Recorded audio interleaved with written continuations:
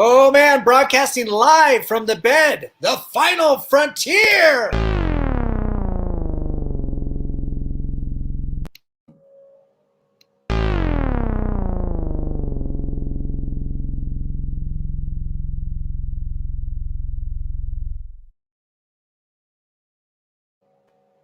This is COFOH Live Undead. I am your host, Daniel Crosier, and I am joined by the amazing Jerrad Gray. But first...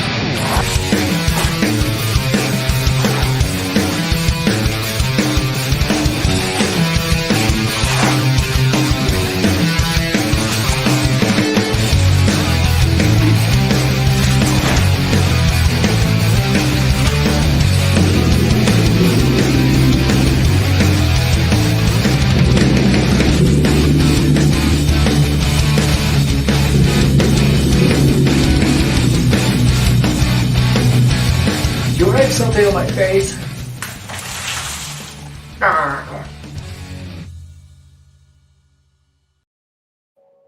Jerrad, how are you, sir? Hey, Daniel, how are you, bud?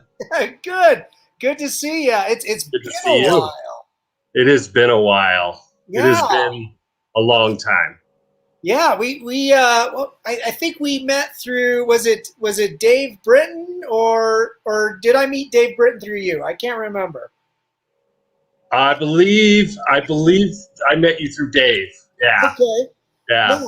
Yeah, because he was in my OFM group, and then we hooked up because you went to makeup effects school, and were helping me on a project way back when. It's like right years ago. Yeah. The Red Raccoon or something, right? Right. Right. We built a big alien suit together, I think. Yeah. And those were the days. Oh yeah, right. Yeah, Jerrad, it's good to see you, and you're looking absolutely amazing. The New Mexico weather must be doing wonders for you. I guess it's okay. Right, it's triple digits down there, right? Yeah, it's hot. It's hot. Oof, jeez. Jerrad, tell everybody about yourself. Where you come from and how you got into makeup effects. Well, ever since I was a kid, I've had a passion for film in particular.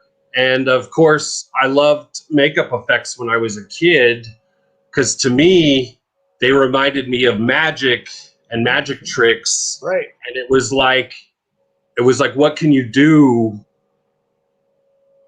on screen when nobody can tell, like you pulling the strings in the background? So that was always fascinating to me. And so when I was younger, I totally knew, I was like, I want to work in film, and I don't know how I'm going to do it, but I'm going to do it. And then I was like, I developed this love for, horror movies and effects, makeup and stuff like that. And I watched all the classics and American Werewolf in London, The Thing. I mean, all those movies, super inspiring.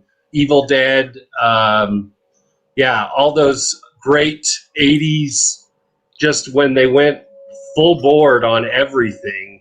And it's crazy that they don't make movies like that anymore, but the things that I've got to do are pretty close. So yeah, you have since you left us in Denver, you moved to New Mexico, and joined what was it, the union down there or something? Yeah, I'm a member of the local 480 union. You have to be to work on set, just because they don't insure on people that are not in the union. So okay.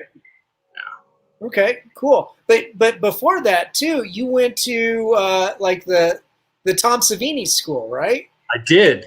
I went to the Tom Savini makeup effects school, and did a year and 6 months there. And nice. After I moved back to Denver, remember, after that. And that's, I think, when we kind of got together and started hanging out. And then I lived there for a few more years, and then I moved to New Mexico.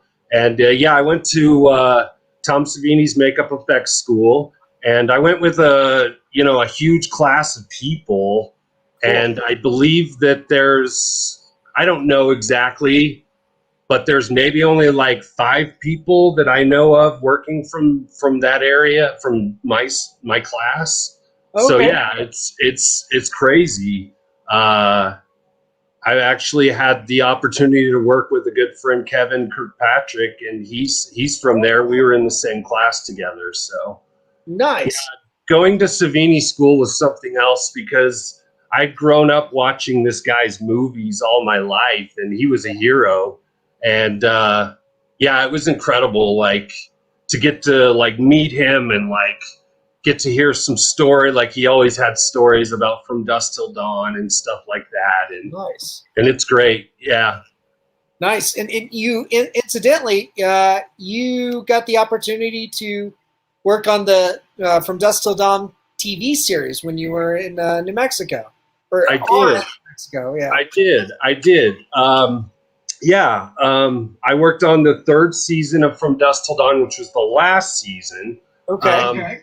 But yeah, that was a lot of fun, and that was under K&B Effects, who Howard Berger and Greg Nicotero, and they both kind of had the show.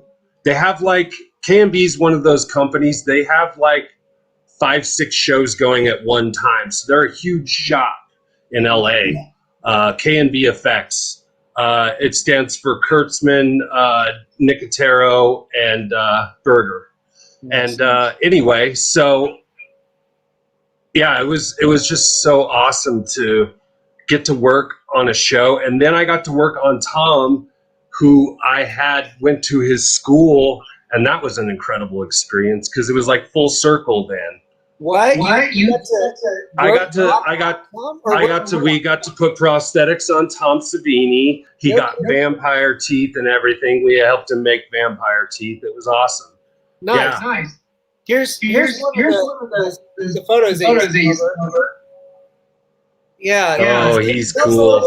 Yeah. So K&B did all the sculpting and all the prosthetics. Sorry, I don't know the artist. I know it came from K&B.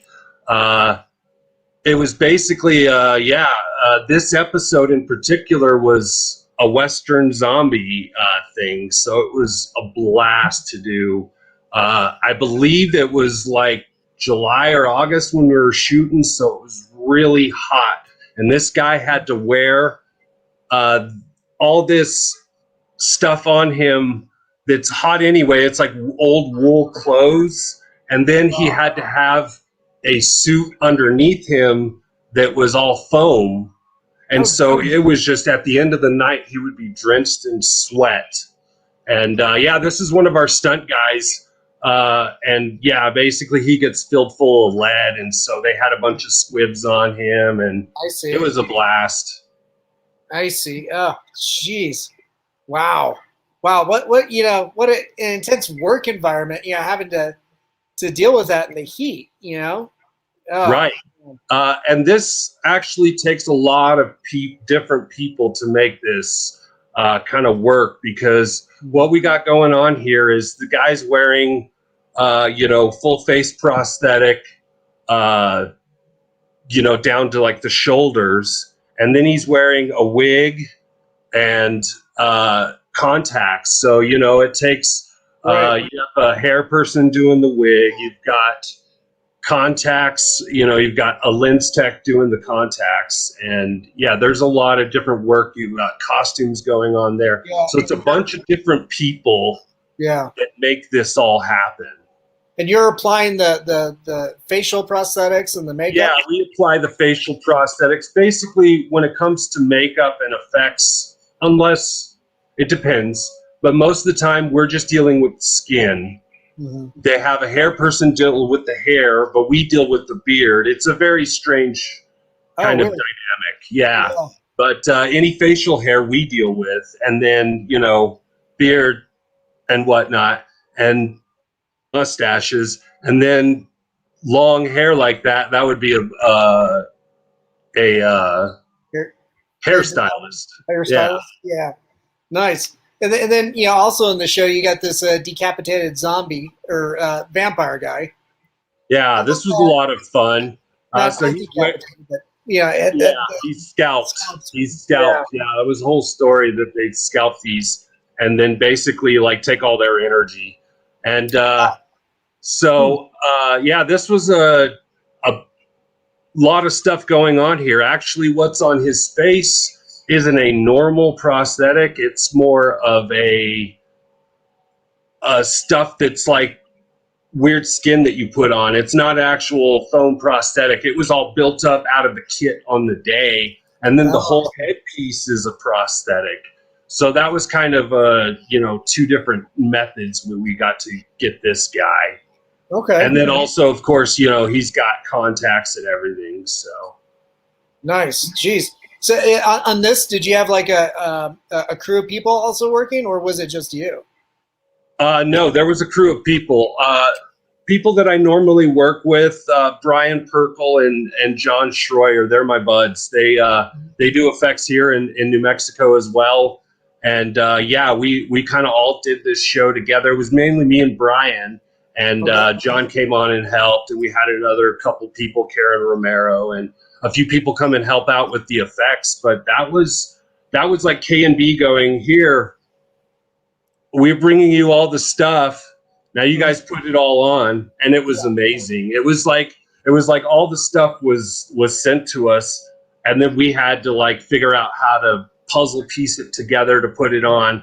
Right. There was one character, which I don't have photos of, that didn't have hands, and we had to basically make them out of, whatever prosthetics that we weren't using at the time. So it was like, a lot of it's like that. It's like, oh, you got to come up with something right now for something. You literally have to Frankenstein your Frankenstein. Yeah, totally. Nice. That's so cool. Yeah. One of my favorite movies, comic book movies that came out probably in the last, 10 years was Logan. And when you sent over photos of, that, I was so happy to see that you got to work on it. Logan was pretty awesome. Like, the other good thing about shows like this is I get to work with some of the top people as far as effects in the world. Yeah. And I worked with Joel Harlow, and Joel Harlow was the department head, and then Kenny Diaz, this other guy that's an amazing artist that we know, was key on that. And that was one of Wolverine's kills right there. You see that I got to do it's the part where he's running through the forest and just slashing those guys. And I believe it is in the movie, although it's probably half a second long. You know what I mean? If you blink, you'll miss it.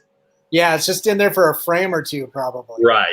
Right. Yeah, he goes a little bit berserk and stuff, and rightly so. It's right. But that movie was a lot of fun because, as you know from seeing the movie, they weren't afraid to do some gore in that movie. So right, which is something that so many of these comic book movies kind of shy away from. But I think and there's been R-rated super. Blade is a good example. Right.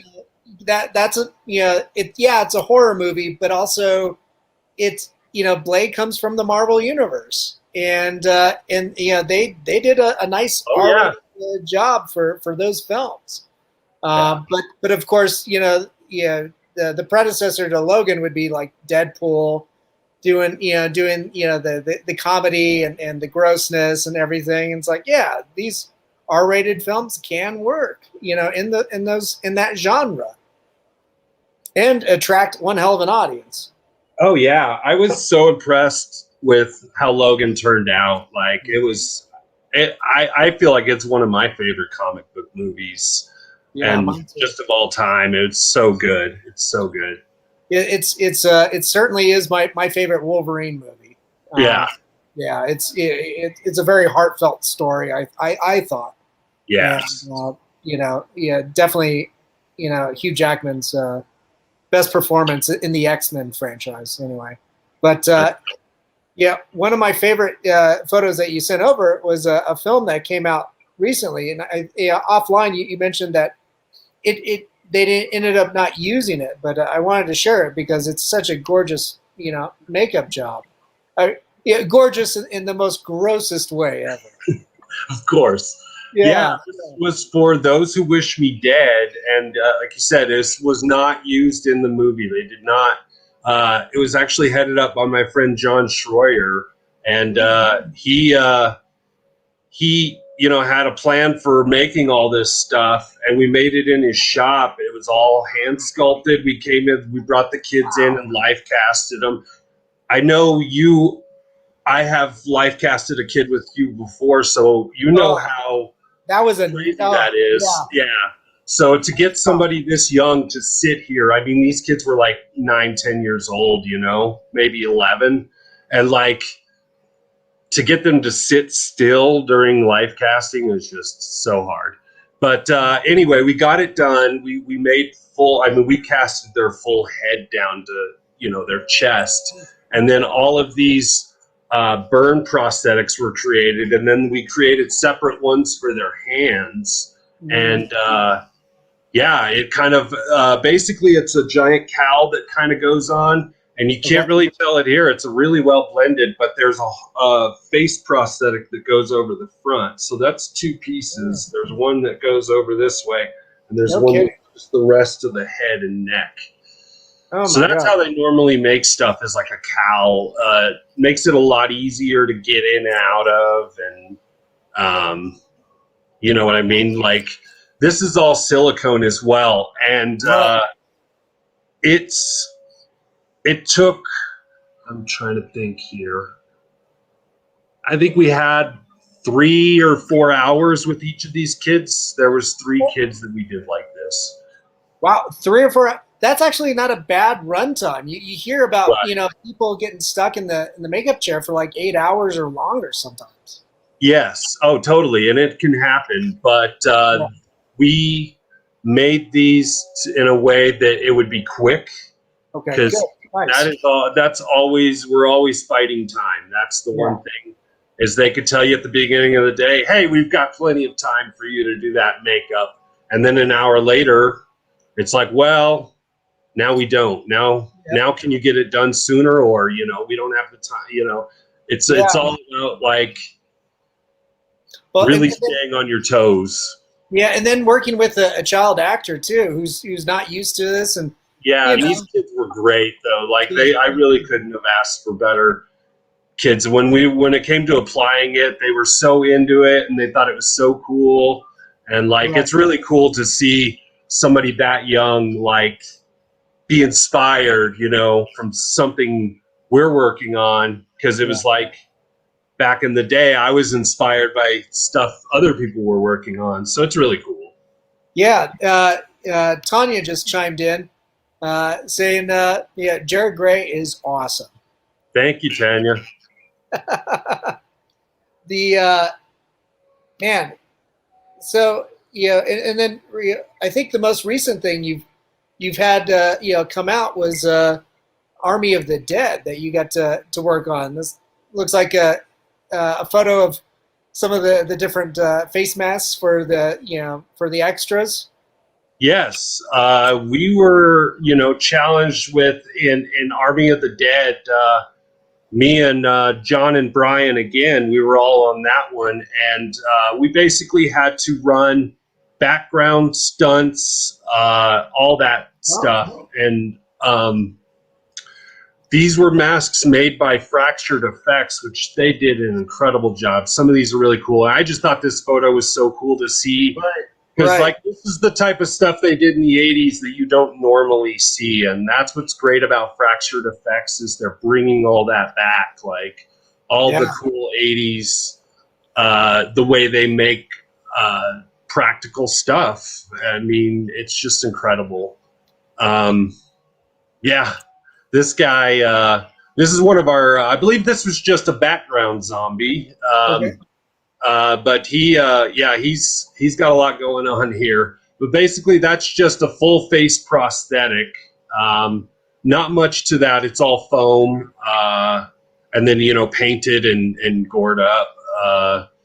But yeah, all these people in New Mexico came in, and they're not normally, like, a lot of the background are not normally used to doing stuff like this, so they were having a blast getting actual made up prosthetics on them.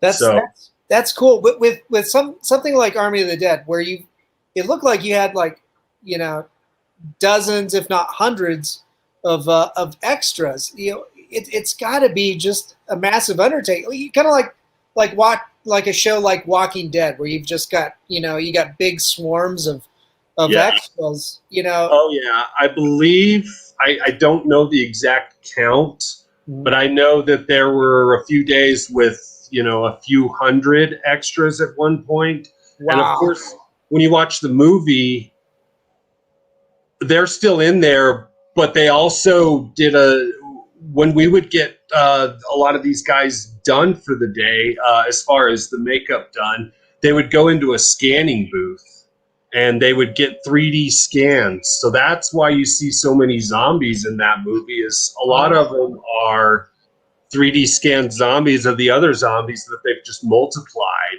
And that's why you see that scene when it goes above the crates and there's just thousands of them in there. Right. Yeah. It was incredible. But I think as far as artists, there were some days when we had 31 artists working all at once to get all of these guys done at once. How many would you like cycle through? As far as like extras, how many did you work on? On a day like that, I would do 10 makeups or 15 makeups, and then you got 30 people doing that. You know what I mean? So it's you're going through a lot of people, but a lot of it too is with this kind of stuff, there were different stages. Like, as far as this was a stage 3 or this was a stage 4 zombie. So we had 4 stages. We had like stage 1 that was like, I look like kind of sick and maybe have some blood on me and I've got a bite somewhere because I'm bitten. And then you got your stage 2s, which is like a little more like crazy going on, a little more veining. And then stage 3s, you get start of the rot and stuff like that. Yeah, Fractured Effects came up with all of this whole thing, so they were really good in kind of letting us know like which stage we were supposed to be doing that day, and that's kind of how we did all those makeups. Wow, that's pretty cool. So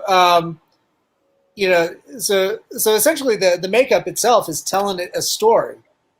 Oh yeah, totally.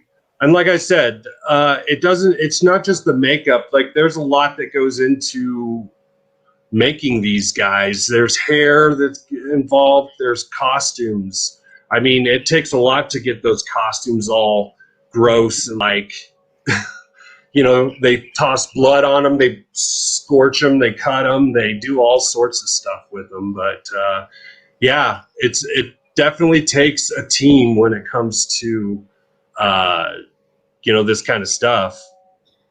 In this case, an army. Army, yeah, totally. So cheesy. I'm so cheesy. I'm terrible with. I'm basically a Walking Dad joke. That's okay. Today's the day to be a Walking Dad joke.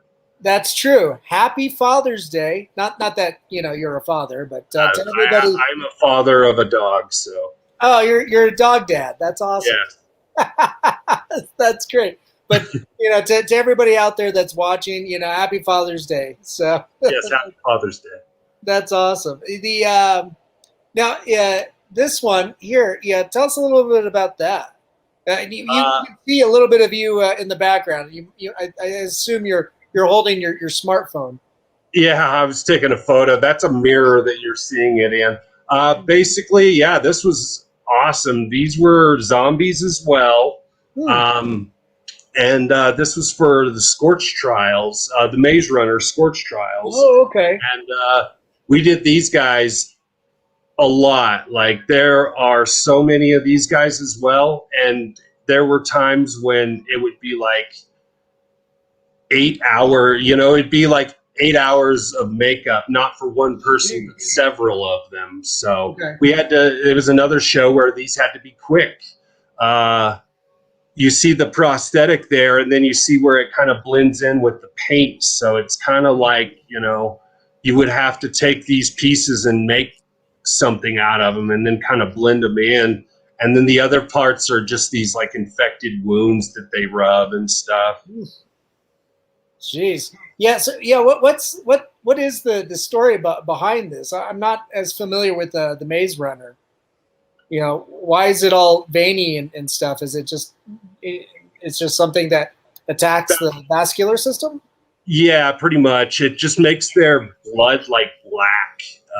So that's why you're seeing all the vein. And then it's just I believe they came up with the design. I mean, I believe the director came up with the design for all of it. So, but yeah, they're basically infected zombies. I don't know if they're dead on that one or if they're just more infected. I really don't remember, but I believe either way, they're too far gone and they don't come back.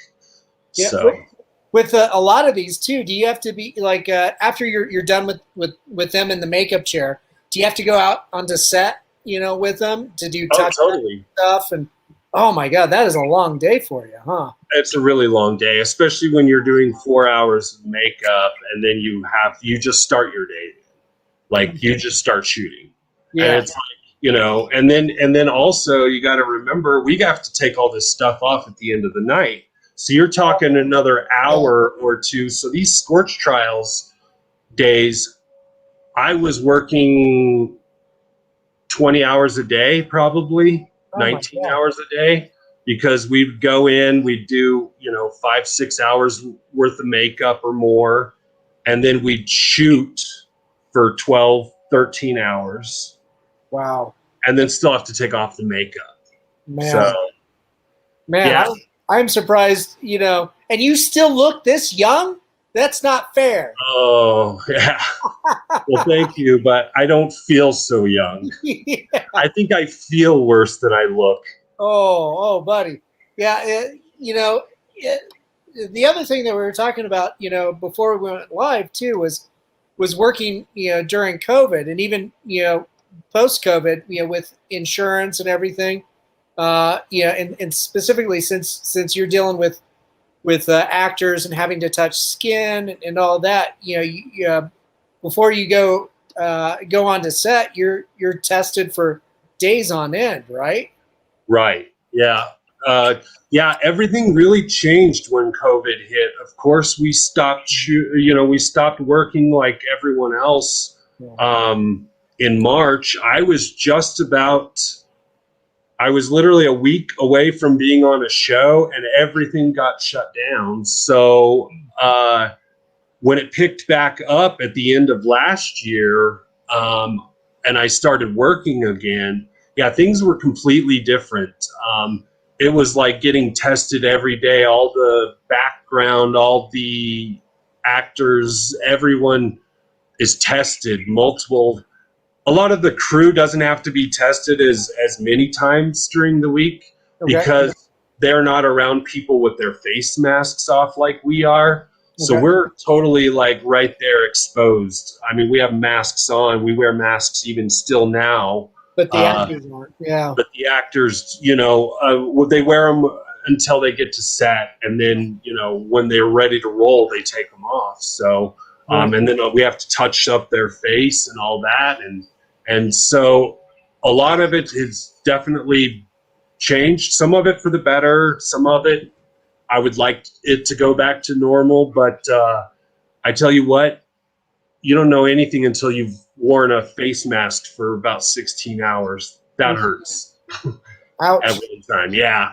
Like it's like one thing to go to the store or like, but when you're working these long days, I just don't get how, nurses and doctors and stuff like that do that all the time. That's just, it's crazy. Yeah. The, on some of these projects too. Are you doing like like sometimes beauty makeup and foundation stuff too? Totally. I do a lot of beauty makeup. Not a lot. I do beauty makeup. I do, all sorts of different stuff, not just effects. Like, I've, dealt with just facial hair or applied fake beards or, stuff like that. Stuff that's not necessarily gore. Laying facial hair. There was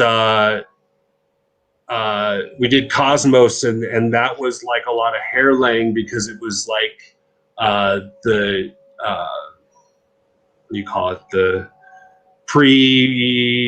like the cavemen, like like this guy. Yes, yeah, there you go. Nice. Okay, so that guy, I mean, that's totally prosthetics, but a lot of the time, like that whole facial hair is fake. Right. So. Right. That's cool. And the snow's fake. Everything's fake there. But this was on a soundstage, I suppose?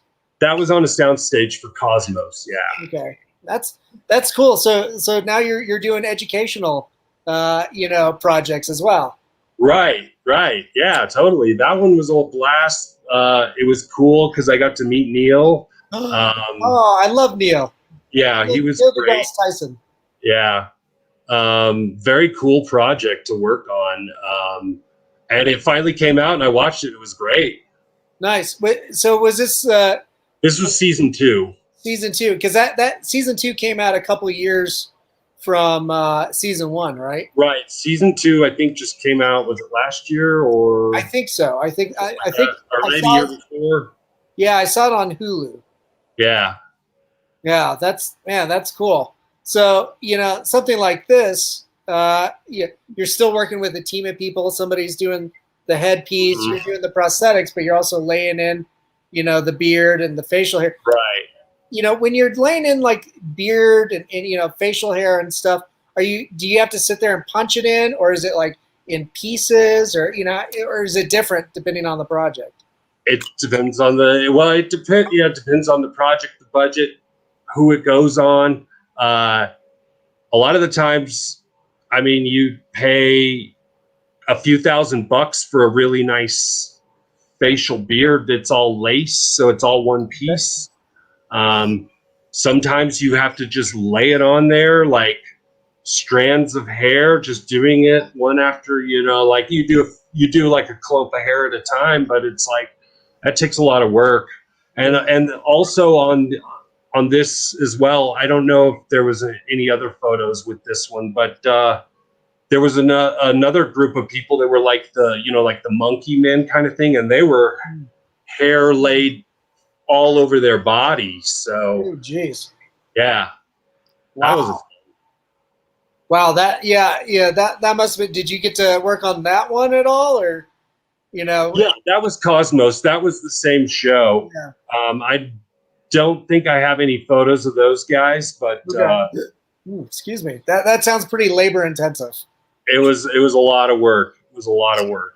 Because I'd imagine you've got like thick patches that you could probably lay in, like thick collars of hair, but at the same time you've got like balder patches, and oh man, if I remember right from what I remember seeing.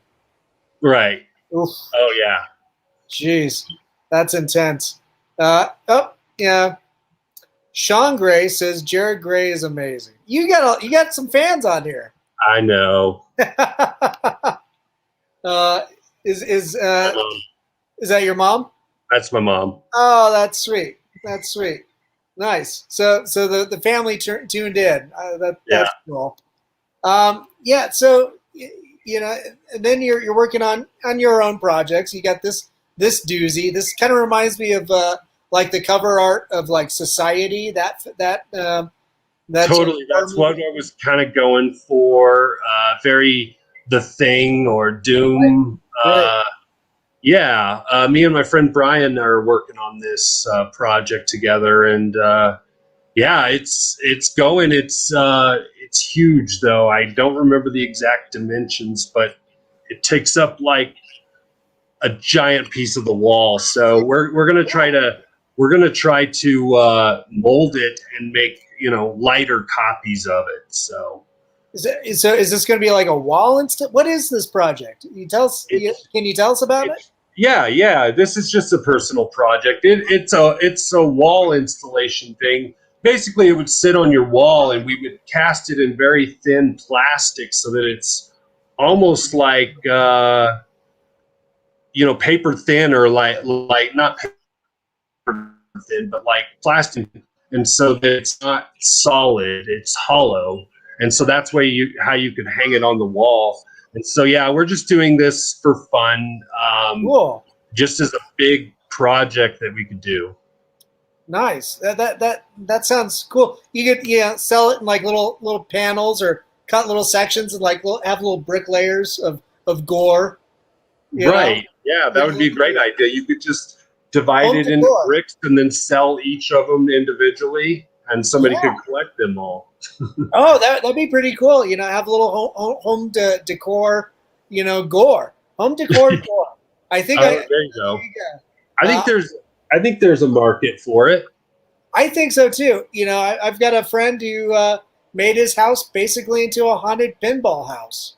So nice. You know, it's I don't doubt it. There's a lot of you know, wonderful collectors out there that would really buy into that. And then tell us a little bit about this image. I don't know anything about this. This was one of the photos that you sent over. Just another personal project I've been kind of dabbling in. I don't know if you remember, I didn't mention it, but I also went to school for graphics, computer graphics, and so I'm getting back into that. This is the Unreal Engine, and I'm getting back into kind of the CG world again. Wow. And yeah, it's been a while, but I'm having a blast with it. Yeah, so I'm just kind of making art, and I'm working on a video game. So no kidding. Yeah. Oh I mean, it's just a personal project. This isn't anything that'll ever come out probably, but this is just for fun. Wow. Yeah. So you said, you know, for fun, right? Right. You're working on a video game. You know, what is that about? Is that based off of that illustration, or? Yeah. Yeah. I mean, I'm making some levels in Unreal, and basically I have a little story. It's a little horror story that I have written, and you have to walk around. It's kind of a adventure kind of thing where you're picking up notes and solving mysteries, and there's some cool horror involved. There's a lot of programming involved in video games, and unfortunately my brain just really doesn't work that way. I'm a visual person, so I like doing the art and the graphics and stuff like that. The programming part of it is kind of beyond me. So, and unfortunately, to make a video game, you really have to know that kind of stuff. You have to know. I mean, you have to know math. Like, it's not just math. It's like you have to it's a whole new language, is what it is. It's a language. They're programming languages, and yeah, they're difficult. I've dabbled in it before, but yeah, like I said, I can do a few small things and kind of get my stuff going the way I want. But yeah, to make like a full scale game would be pretty much impossible. But something little like this, where it's just a few levels, I could probably handle that. Well, man, that's pretty cool. So you're doing that on your free time when you're not on set, huh? Yeah, I you know, hang out at the house. We watch movies, and I dabble in art, do CG work. Wow, cool. Well, you think one day you're going to want to transition or do both? You know, both, you know, practical makeup effects as well as some of the CG stuff. You know, maybe. Like, I like doing the effects stuff as work, and I kind of like having the other stuff as not work, because it's very enjoyable, and like, I knew if I was doing that for a living, I probably wouldn't enjoy it as much. So okay. Yeah, no, that's pretty cool. The you know, with all the stuff that you're doing, because I know you've also worked on like that Lone Ranger movie. I think was one of your earlier projects. My first project was Breaking Bad, actually. That Oh, was my sweet. first union show, was Breaking Bad, and I got in on season 4, and yeah, it was incredible. I uh, I don't know what to say about it. It was just like one of those, like, I was already a fan of the show when it came to that. So it was like, oh man, I'm working on Breaking Bad and it's like the best show ever. Right. And so I was totally pumped. So I worked on season 4 and a little bit on 5. And that's probably one of the most interesting things I've worked on, though, as far as like just being there and getting to witness that. Because, yeah, they were really creating magic there.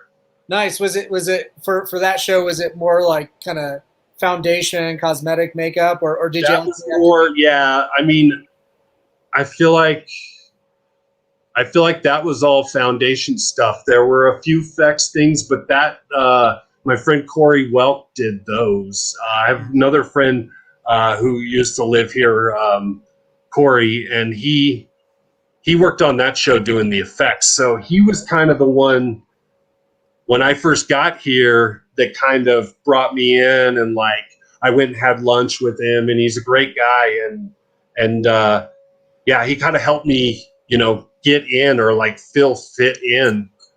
Nice. That's cool. That's cool. With so much interest in horror films, especially right now, there's so much content being created, and now that COVID is with so many people being vaccinated and people being able to work a lot more freely too, I'd imagine we're going to see an influx of more content being created, and of course with that, more people wanting to get in to the business and stuff. Do you have any recommendation of people wanting to try their hand at practical effects? Should they go to school? Should they just jump in? Should they maybe it's all of those? Yeah, well, I mean, school's not always a bad option. And I can't tell you which school as far as makeup effects is better. I went to Savini School, so I only know that one. It was a great school for what it was. And, but the thing is when I went to school, we don't have the online resource. We didn't have the online resources that we do now. Like, people have so much knowledge at their fingertips when it comes to effects makeup, like just tutorials, just by being online, like there's tons of things out there. And so, I mean, either way, what I would suggest is just practice and don't beat yourself up over the failures, because everyone has those. And you know what? Like, we're all humans. We all make mistakes. Like I've had times when stuff doesn't turn out, and like a lot of this effects stuff, if it doesn't turn out, like, it's pretty much you have to start from scratch, because there's the whole process of mold making and all that. And if any of that goes wrong, like, there's a lot of stuff that can go wrong. So it's one of those things where it's anyone that's getting into it, I would recommend that if they feel like school's good, if you're the type of person that likes to be present, like in the same room and somebody teaching you, like, that's why I loved that school, was because to me, I can't learn as well as other people when they like just watch online tutorials and stuff like that. Like, I need to, actually be there and be able to ask questions and stuff like that. So I would recommend anyone to check it out, and maybe it would be for them. But then there's also Stan Winston's school, I think, has a whole online thing that has incredible videos. I know they're kind of pricey, but you know what? So is school. So, I mean, it's like you could do one or the other. or do both. Right. Oh, that's cool. The yeah, I agree. You know, I think you got to allow yourself the room to fail. I think that's where a lot of your learning comes from. You know, it's like Yeah. what do I like, what do I not like, and how do I change and move on, to the next thing. So that I think that's wonderful advice. Um, yeah, and even as a pro too, I'd imagine you have your days where it's like something isn't going to turn out. Yeah. And I mean, we all have I have days when I go in and I'm not feeling like I'm at my 100%. And Mm-hmm. everyone's got those days. And like those people that tell you that you have to be like, 100% every time, all the time are just crazy. They have no idea what they're talking about because it's just not going to happen. At Right. least not with me. Right. Well, when you're working 20-hour days, you cannot. There's just no physical way Right. to be able to do that. But I'd imagine though, you're on set not for the entire duration of a film, but for It depends. Yeah, there's a lot of shows that I'll get on and like they won't have effects that day, so I'll get the day off or something, or we'll be working in a lot of the times on the Lone Ranger. I was working in the shop. Joel Harlow, big mix artist, ran his shop out of Albuquerque Studios. Back it's Netflix Studios now, but it was Albuquerque Studios. And if I wasn't working on set, I'd be in the shop working on stuff, and I got to help, pour up some of Johnny Depp's, facial prosthetics and stuff like that. So it was a great learning experience for me. And that was one of the first shows I worked on. So that was truly incredible to nice. see a real shop and how it works. Yeah. Yeah. Oh, right. God, that's gonna be awesome. Just because all the shops are in LA. Yeah. I mean, my friend John has a shop here now. So John Schroyer has a shop here in New Mexico. So if anybody needs anything done, effects wise, he's got a shop here. Nice. Go see him. Where can well, I was going to say, where can they go find him? Is there a website or something? Yeah, All to Pieces Effects. Okay. Nice. I believe it's just alltopieceseffects.com. Nice. Cool. The Jerrad, you mentioned that you're such a fan of film and everything, and you really love like The Thing and American Werewolf in London. What's the one project that you really want to, on your bucket list that you would like to, work on? Is it like a werewolf film, or is it like, like a creature effect type film or something? Or yeah, I mean, I feel like any sort of creature effects, and I've done a few, versions, I guess you would say, of that. But to be honest, the one thing actually I've never worked on that would be great is just a traditional slasher film. I've never worked on a slasher film, so no kidding. That would be like a Friday the 13th or a Halloween. Give me one of those. I'd love to work on that. Yeah, and you got the Blumhouse. They're producing the new Halloween films. Like I know, I would love to work. I don't know who works on that, but Blumhouse really hired awesome. Jerrad Gray. God damn it! There you go. I actually did work for Blumhouse, but it was not a horror movie, believe it or not. It was one of their comedies that they're doing. So I guess I wasn't aware that they did. Well, I mean, I've seen Freaky and yeah, it's kind of like that. Horror comedies, right? Was it like that? What was it? I think so. I don't know that I can really talk too much about that one. Oh, okay. This hasn't been released yet. Yeah, this one hasn't been released, and I don't know what's been released on that, but I'll just leave it at that. Okay, very, very good, very good. That's cool. Well, Jerrad, thanks so much for coming on, and talking about all the things that you do.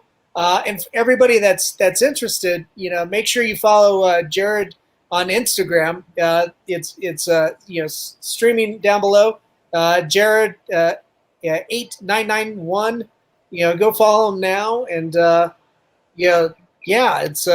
it's been pretty cool. Oh, we got another comment that came in. Another one of your fan base. Your work is amazing from Jesse. So, Thank you, Jesse. So that's pretty cool. But so you got a busy summer ahead of you working on productions. I am working right now until at least middle of August. So we'll see what the future holds. But nothing big lined up yet. But we'll see. Okay, cool. Well, you've got you got to go do your COVID test. I think people are going to be showing up to you. Yeah, they got to do the nose swabs and stuff and everything. So, but man, that's cool. Well, we can't wait to see what your next project come out, and so make sure you let us know about it. All right, thank you, Daniel. Thank you so much for having me on. It was really awesome. It was great to see you again. I look forward to checking out some of more of your stuff in the future for sure. Oh, thanks. We're looking forward to your stuff in the future as well. Hang out for a few minutes while we sign off. But thanks again for being so generous with your time and sharing what you do and your craft and everything. Thanks. Cool. And to everybody that tuned in, thanks for tuning in. Also to our friends at Hellfire Entertainment for broadcasting us on your social media, and then to Mutiny Information Cafe. If you're going to start a revolution, make sure it's caffeinated. And then, of course, to Alien Donut Films, our sponsor. Thanks to Bill and Angela over there. And to everybody that of course, I forget my producers, Stefan Santa Cruz and Amanda Armstrong. Thanks so much, you guys. And to everybody that tuned in, have a good and safe Father's Day. And, be kind, be helpful, and, remember that we love you. Take care. Thank you, everyone.